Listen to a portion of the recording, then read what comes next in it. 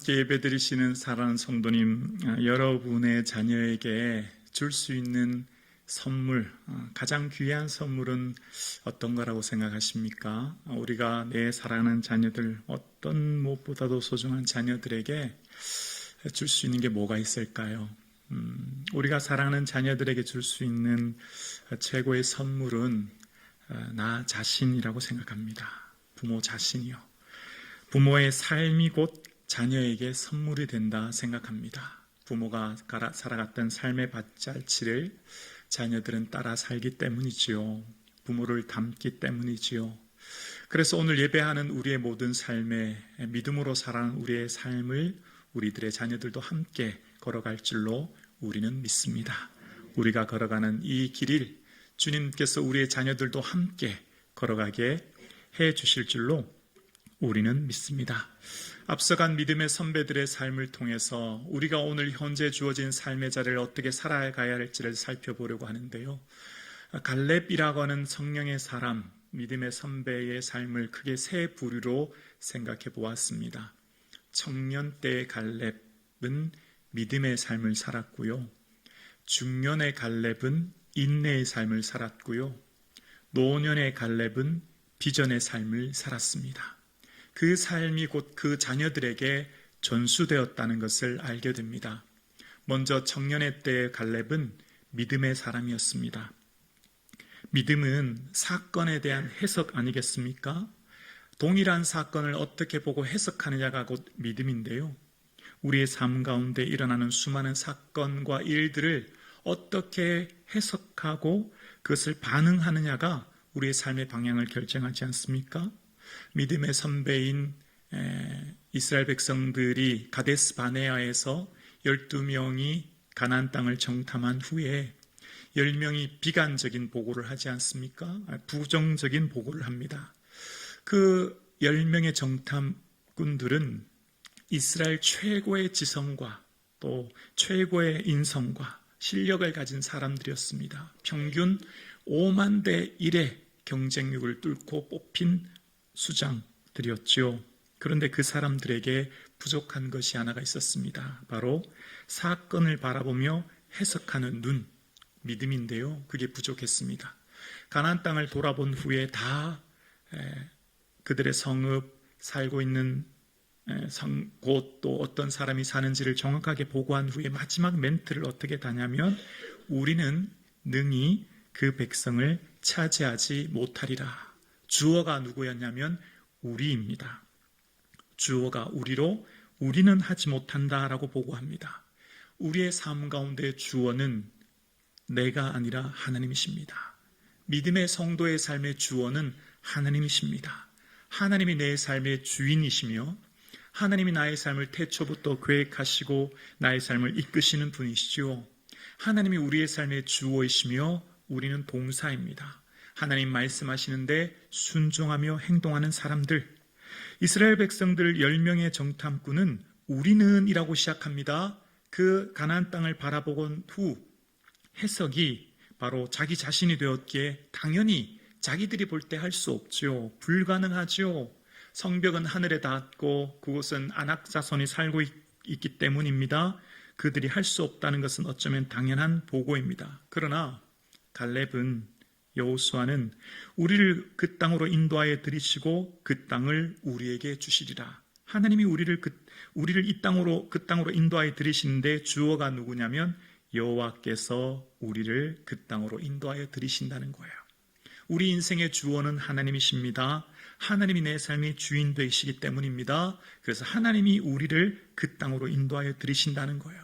나는 할 수 없지만, 우리는 할 수 없지만, 우리는 불가능하지만 우리와 함께 하시는 하나님이 하신다는 겁니다. 그 갈렙의 고백을 보면 여호와께서 우리를 기뻐하시면 이라고 얘기합니다. 여호와께서 우리를 기뻐하시면 우리를 그 땅으로 인도하신다는 거예요. 갈렙은 누구보다도 하나님의 마음을 꿰뚫어 보며 그 하나님의 마음이 무엇인지, 우리를 향한 하나님의 기대가 무엇인지를 아는 사람이었죠. 하나님이 기뻐하시면 된다는 거예요. 여러분, 우리가 하나님을 기쁘시게 할 수 있는 것이 무엇입니까? 우리의 믿음입니다. 믿음이 없이는 하나님을 기쁘시게 하지 못하나니 하나님께 나아가는 자는 반드시 그가 계신 것과 하나님이 계신 것을 믿는 사람, 그리고 그가 자기를 찾는 자들에게 상 주시는 이심을 믿는 것, 우리가 하나님을 기쁘시게 하는 첫 번째 요소는 바로 믿음입니다. 내 눈에 보이지 않고 내 귀에 들리지 않지만 영이신 하나님께서 창조하셨고 주관하시고 통치하심을 믿는 삶. 그래서 갈렙의 삶 가운데 하나님이 우리를 기뻐하시면 이라고 하면서 믿음의 고백을 하는 것이죠. 그래서 믿음은 해석입니다. 사건에 대한 해석이요. 저와 여러분의 삶 가운데 일어나는 이해되지 않은 수많은 문제와 어려움과 고난을 어떻게 해석하느냐가 믿음인데요. 아브라함의 삶 가운데 그의 삶의 믿음은 바랄 수 없는 중에 바라고 믿었으니 이는 그가 백세나 되어 자기 몸에 죽은 것 같음과 사라의 태가 몸에 죽은 것 같음을 알고도 믿음이 약해지지 아니하고 견고해졌다고 이야기합니다. 믿음은 내 힘으로 인생을 경영하고 내 능력으로 인생을 살아내는 것이 아니라 바랄 수 없는 중에 바라는 것, 기대할 수 없는 중에 기대하는 것, 예상할 수 없는 상황 가운데 예상하는 것, 환경과 조건과 현실이 불가능하지만 전능하신 하나님이 내 인생의 주인 되어 주시고 전능하신 하나님이 나를 이끌고 계심을 믿는 것. 그래서 믿음은 우리의 현실의 조건을 넘어 나와 함께 하시는 하나님을 바라보는 것입니다. 무엇을 보느냐보다 중요한 것은 어떤 눈으로 보느냐가 훨씬 더 중요합니다. 믿음이 없이 문제를 보면 믿음에 눌려 압도되어 우리의 삶 가운데 위축되어 두려움 속에 살아갑니다. 그 중심에는 내가 있지요. 그러나 믿음으로 문제를 바라보면 문제를 뛰어넘는 소망을 가지게 됩니다. 그 문제를 통해 일하실 하나님을 바라보기 때문입니다. 여러분, 우리가 무턱대고 잘 될 거야, 무턱대고 열심히 하는 게 아니에요. 우리 삶에 분명한 기준이 있습니다. 바로 살아계신 하나님의 말씀을 붙들고 오늘 우리는 살아갑니다. 세상의 많은 사람들의 희망의 근거는 능력입니다. 개인의 능력에 비례하여 그 희망이 성취될 가능성이 크죠. 그러나 성도에게 기독교적 소망의 근거는 말씀입니다. 하나님 말씀을 의지하여 오늘 우리는 살아갑니다. 말씀이 반드시 성취될 것을 우리는 믿기 때문입니다. 그래서 오늘 살아가는 저와 여러분의 삶의 근거가 살아계신 하나님의 말씀이 될 수 있기를 주님의 이름으로 축원합니다. 우리의 삶의 분명한 확신과 근거는 말씀을 붙들고 말씀을 의지하여 살아갑니다. 살아계신 하나님이 나와 함께 하시기에 아브라함의 삶 가운데 하나님은 죽은 자를 살리시며 없는 것을 있는 것 같이 부르시는 전능하신 하나님이 내 하나님이시요, 그 하나님께서 나와 함께 하시기에 바랄 수 없는 중에 바랐던 아브라함처럼 갈렙의 삶 또한 지금 현재 가나안 땅은 그곳에 아낙 자손이 살고 있고 성읍은 하늘을 찌른 듯하지만 하나님이 우리와 함께 하시면 우리가 그 땅을 들어갈 것이라 고백했던 삶처럼 오늘 예배드리시는 저와 여러분의 삶에 이 믿음이 있기를 주님의 이름으로 축원합니다. 중년의 갈렙의 삶은 인내의 삶을 살았습니다. 비관적 보고를 통해 갈렙은 이스라엘 백성들과 함께 광야의 방황의 세월을 보내야만 했습니다.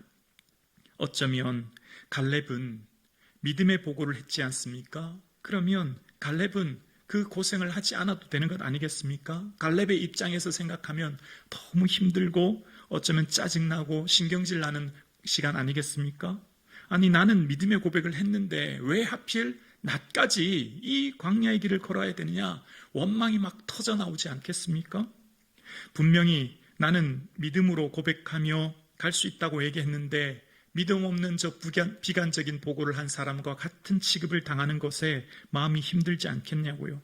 하나님이 갈렙과 여호수아에게는 야, 너네들은 먼저 가 있어라. 가나안 땅 먼저 가서 좀 쉬고 있어라. 그럼 얼마나 좋겠습니까? 그런데 그렇게 얘기하지 않으시고 인생의 가장 젊은 청년의 때를 광야의 시간을 보내야만 했습니다. 눈을 뜨면 먼지밖에 보이지 않은, 풀뿌리 하나 나무 그릇 하나 보이지 않은 그 광야를 걷고 또 걸어야 했습니다. 보이는 곳이라고는 모래와 가시덤불밖에 없는 그 광야의 길을 걸어야 될 때 갈렙은 마음이 얼마나 힘들었겠습니까? 이러다가 내 인생이 광야에서 끝나는 건 아닐까 두려움도 있었을 것이고, 그런 힘든 시기를 보내야만 했습니다.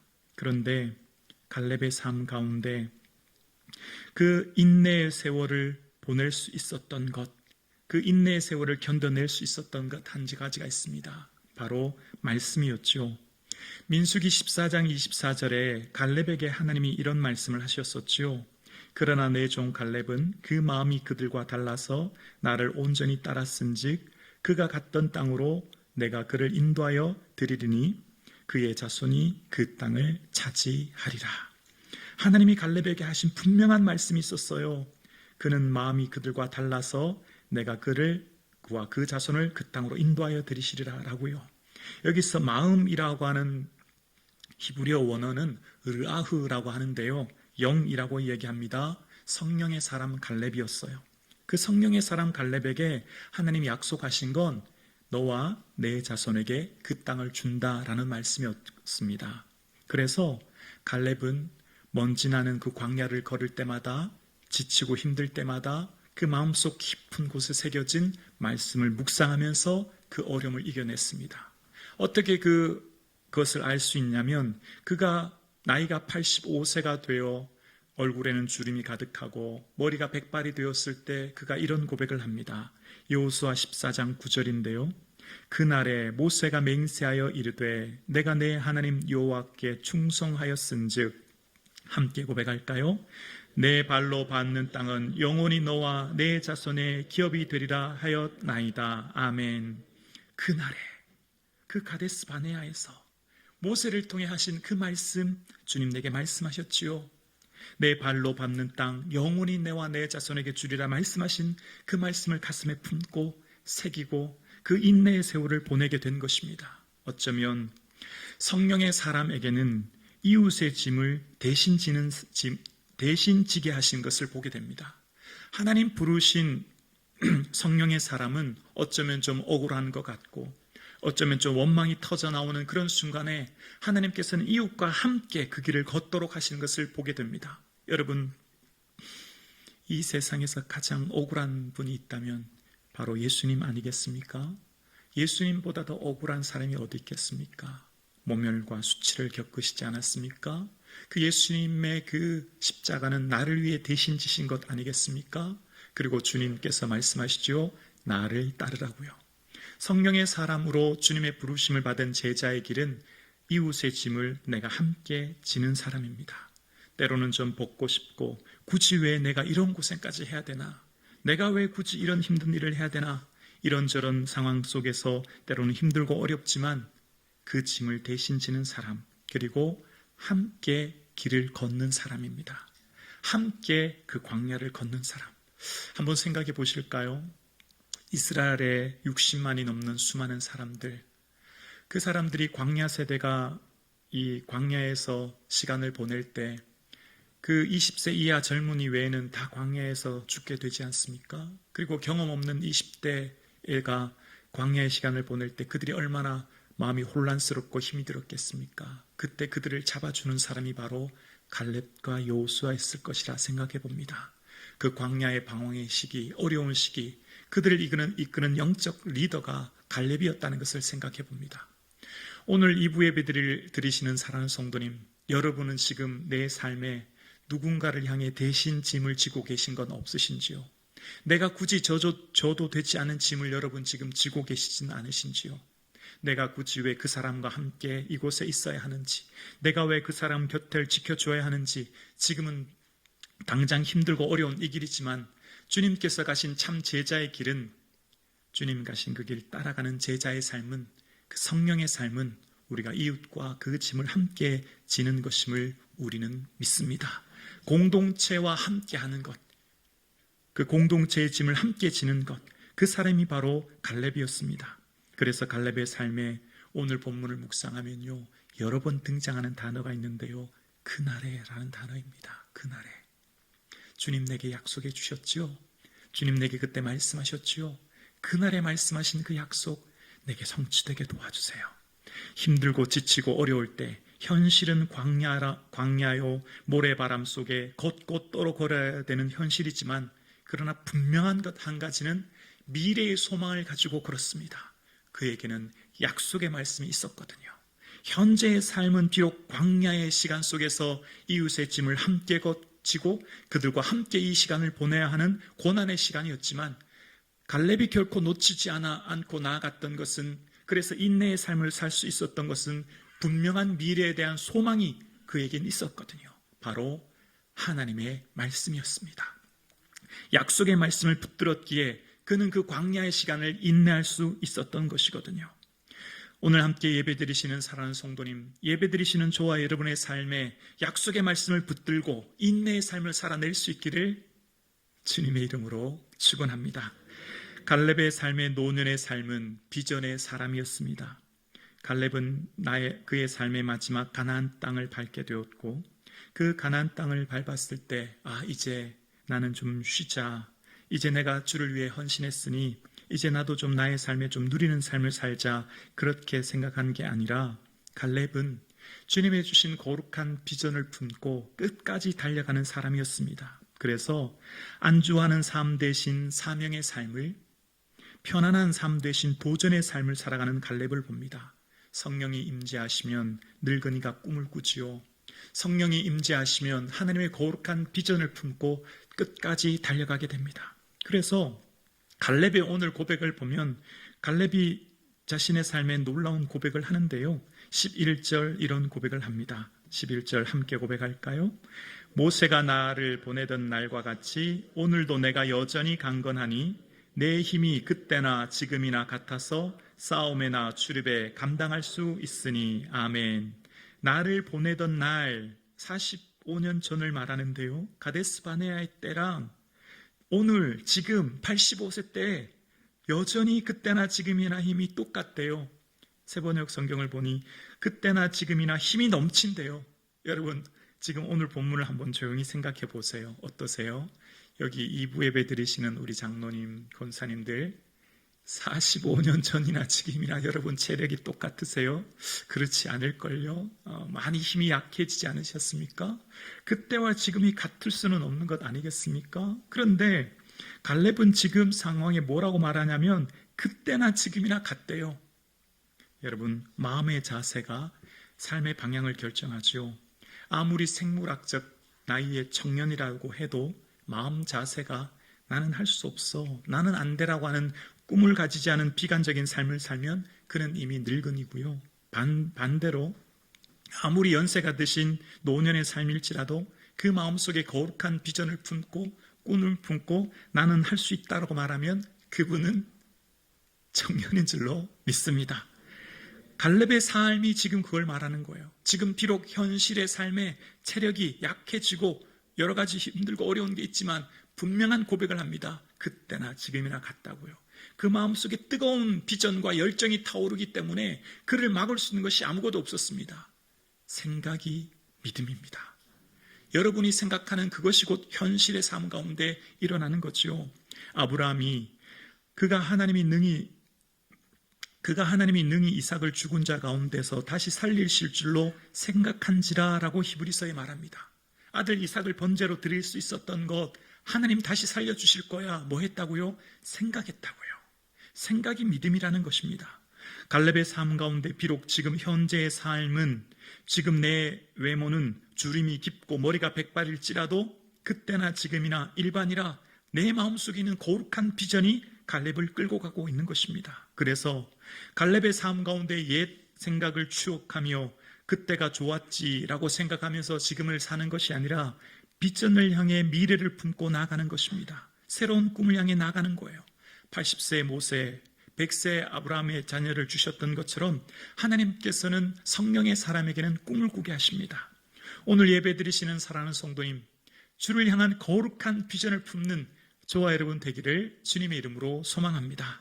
지금 우리의 삶에 꿈는 비전이 나의 삶을 이끌어갈 겁니다. 오늘 함께 예배드리시는 우리 장로님, 연세 드신 권사님, 노년의 삶은 어쩌면 삶의 많은 열매로 좀 여유로운 시간 아닙니까?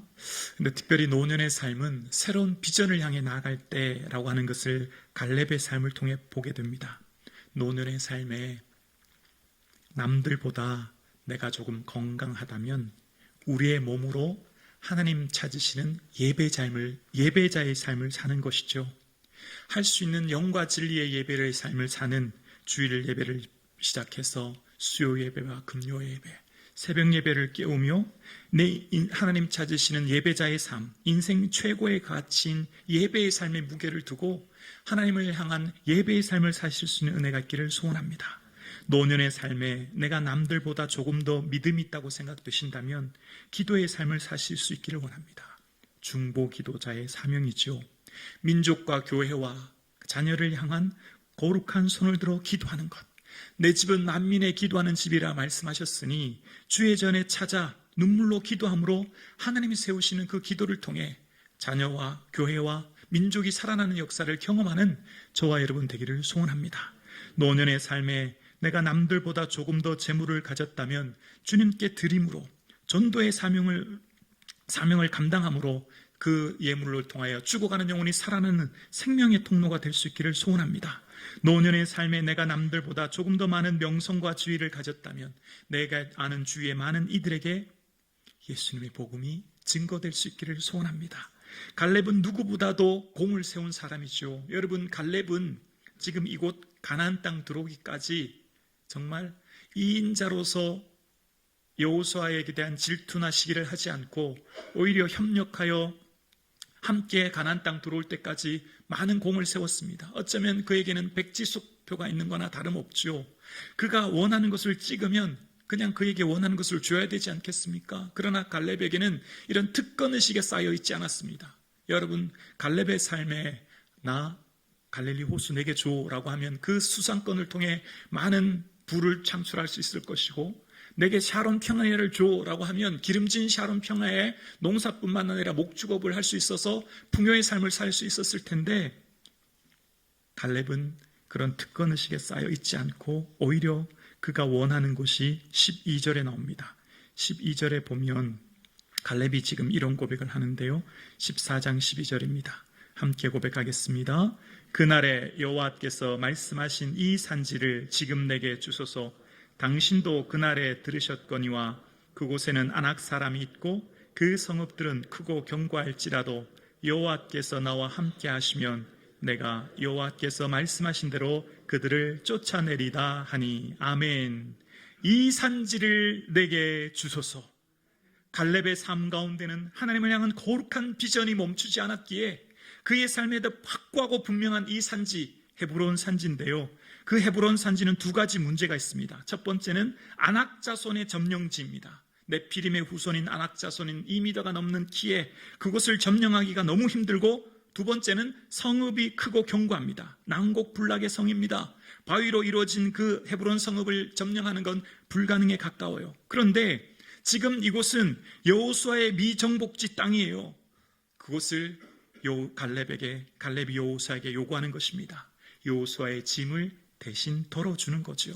여호수아의 근심과 걱정거리 마지막 점령진 헤브론인데 그것을 갈렙이 요구하는 것은 곧 갈렙이 여호수아의 짐을 덜어주고 그것을 믿음으로 고백하는 거예요. 그래서 지금 비록 그곳에 아낙 자손이 살고 있고 지금 비록 성읍은 견고하지만 12절 중반부에 보면 지난번 45년 전과 똑같은 고백을 해요. 여호와께서 나와 함께 하시면, 여호와께서 나와 함께 하시면 됩니다. 충분히 이길 수 있습니다. 그는 과거 45년 전이나 지금이나 한결같은 믿음의 관점을 가지고 있었습니다. 바로 여호와께서 우리와 함께 하시면, 여호와께서 우리를 기뻐하시면 우리는 반드시 그 헤브론 성읍을 점령할 것입니다. 이 산지를 내게 주소서. 오늘 예배하는 사랑하는 성도님, 지금 저와 여러분에게 결실이 필요하고 중요한 것은 바로 이 믿음입니다. 하나님 우리와 함께 하시면 우리의 삶의 어떠한 문제와 어려움도 우리는 그것을 해결할 줄로 믿습니다. 내가 하는 것이 아니라 나와 함께 하신 하나님이 그것을 해결해 주실 줄로 우리는 믿습니다. 이것이 바로 갈렙의 믿음이었습니다. 지치지 않은 거룩한 비전으로 그는 믿음의 삶을 살았던 20대 청년의 시기를 지나 인내의 삶을 살았던 중년의 시기를 지나 이제는 노년의 삶에 하나님을 향한 거룩한 비전을 품고 주님 앞에 고백하여 이 산지를 내게 주소서 고백함으로 기필코 하나님께서 은혜를 얻어 그는 헤브론 성지를 얻게 되었습니다. 예배하는 성도님들의 삶에 지금 포기하고 낙심하여 낙담했던 것이 있습니까? 다시금 거룩한 꿈과 비전을 품는 이 시간 되기를 주님의 이름으로 축원합니다. 주님 함께 하시면 반드시 이루어 주실 줄로 우리는 믿습니다. 그렇습니다. 갈렙에게는 하나님이 함께 하시면 반드시 될 것이라고는 분명한 믿음이 그의 삶에 있었고 45년 전 경험했던 그 고백, 지금 다시 함으로 그는 또다시 하나님의 놀라운 능력을 경험하게 되었습니다. 헤브론 땅을 얻었던 갈렙의 삶 가운데 그는 헤브론 땅의 소중함을 깨달아 알게 되었고, 그는 600년 전 아브라함이 이 헤브론 땅에서 하나님과 언약을 맺은 장소요, 이 헤브론 땅에 하나님께 첫 예배를 드렸던 장소임을 깨달아 알았기에 인생의 가치가 예배에 있음을 알았던 그는 그 헤브론 땅을 요구했다는 것을 알게 됩니다. 그리고 갈렙의 삶의 마지막 노년, 어쩌면 마지막 삶의 사명과 같은 자녀들에 대한 문제를 보면 그의 사랑하는 딸 악사를 시집 보낼 때 사위를 선택하는 기준이 나옵니다. 어떤 사위를 선택했을까요? 여러분, 지금 이 여호수아 14장은 이미 가나안 동편을 얻은 점령한 뒤거든요. 그러니까 지금 가나안 동편은 루벤과 므낫세 지파가 땅을 얻고 있으니까, 그래 내 사위쯤 되려면 르벤 지파 중에서 한 사람을 뽑아야 되겠다. 그러면 이미 많은 영토를 얻고 있으니 편안하게 내 딸이 좀 살 수 있겠다. 그런 생각하지 않겠습니까? 혹은 므낫세 지파 중에 족장을 뽑아서 내 사위를 맞이한다면 사회적 지도자로서의 존중과 명예 속에 살지 않겠습니까? 그런데 갈렙의 사위의 기준이 뭔지 아세요? 여호수아 15장 16절과 17절에 나오는데요. 우리 함께 고백할까요? 갈렙이 말하기를 기럇세벨을 쳐서 그것을 점령하는 자는 내가 내 딸 악사를 아내로 주리라 하였더니, 17절이요, 갈렙의 아우 그나스의 아들 온니엘이 그것을 점령함으로 갈렙이 자기의 딸 악사를 그에게 아내로 주었더라. 아멘. 갈렙의 삶 가운데 자신에게 있었던 믿음의 도전의식, 그 비전을 품고 살았던 것과 똑같은 것을 그의 사위에게 요구했고, 그래서 기럇세벨을 점령하는 사람, 공선전은 일반 전쟁보다 3배의 전쟁의 병력과 무기가 필요하다고 하지 않습니까? 더 위험하다고 하지 않습니까? 그 도전의식, 거룩한 비전을 사는 믿음의 사람, 그 사람을 그는 사위로 선택했다는 것을 보게 돼요. 근데 여러분 아세요? 이 관점, 이 시야가 하나님의 관점과 정확하게 일치합니다. 하나님이 무엇을 중요하게 보느냐, 사람을 선택하고 뽑을 때 하나님이 어떤 사람을 무엇을 중요하게 보느냐의 그 시야와 관점, 그 하나님의 가치를 갈렙의 가치와 정확하게 일치해요. 어떻게 알 수 있냐고요? 바로 이후에 갈렙의 사위 온니엘이 이스라엘 첫 번째 사사가 됩니다. 사사기 3장 10절에 보면 이런 말씀이 나옵니다. 함께요, 여호와의 영이 그에게 임하셨으므로 그가 이스라엘의 사사가 되어 나아가서 싸울 때에 여호와께서 메소포다미아의 왕 구산 리사다임을 그의 손에 넘겨주심에 온니엘의 손이 구산 리사다임을 이기니라. 아멘. 이스라엘 사사가 되어 구산 리사다임을 이기니라. 이스라엘 최초의 사사가 온니엘이었고 그 갈렙의 사위였다는 걸 알게 돼요. 갈렙이 뭘 중요하게 보았지요?